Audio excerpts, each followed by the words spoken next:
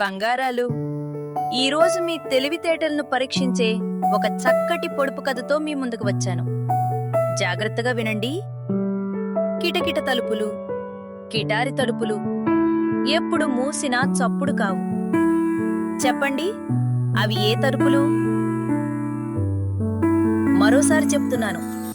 కిటకిట తలుపులు, కిటారి తలుపులు ఎప్పుడు మూసినా చప్పుడు కావు. ఏమిటో ఊహించారా?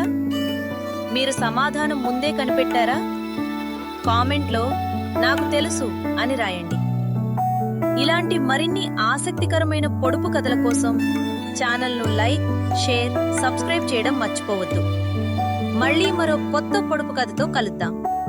నమస్కారం. నమస్కారం బంగారు పిల్లలు. భామ పొడుపు కథలకి స్వాగతం. ఈరోజు మీ తెలివితేటలకు పరీక్ష పెట్టే ఒక చక్కని పొడుపు కథ తీసుకొచ్చాను. జాగ్రత్తగా వినండి. ఒక సభ ఉంది. ఆ సభలో 32 మంది సభ్యులున్నారు. ఆ సభ్యుల మధ్యలో ఒక నాట్యగత్తె ఎప్పుడూ నాట్యం చేస్తూ కనిపిస్తుంది.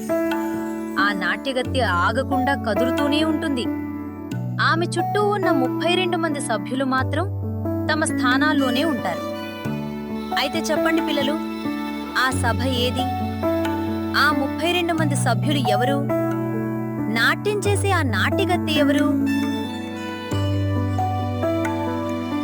సమాధానం ఆలోచించారా? ఇంకో చిన్న క్లూ ఇస్తాను. ఈ సభ ప్రతి మనిషి దగ్గర ఉంటుంది. రోజంతా పనిచేస్తూనే ఉంటుంది. మీకు సమాధానం తెలిసిందా?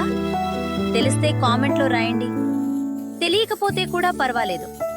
తదుపరి పొడుపు కథలో మీ తెలివిని చూపించండి.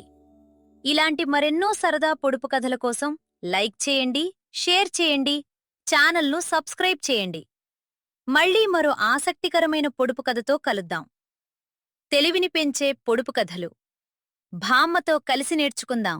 ఈరోజు మీకు ఒక భలే కష్టమైన పొడుపు కథ చెప్పబోతున్నాను. తెలిగుంటే జవాబు చెప్పండి చూద్దాం.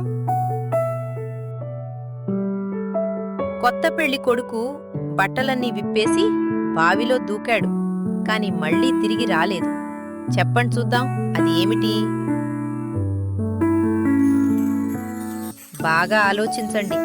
కొత్త పెళ్లి కొడుకు అంటున్నాను, బట్టలన్నీ విప్పేశాడంటున్నాను, బావిలో దూకాడంటున్నాను, కాని బయటకు రాలేదట.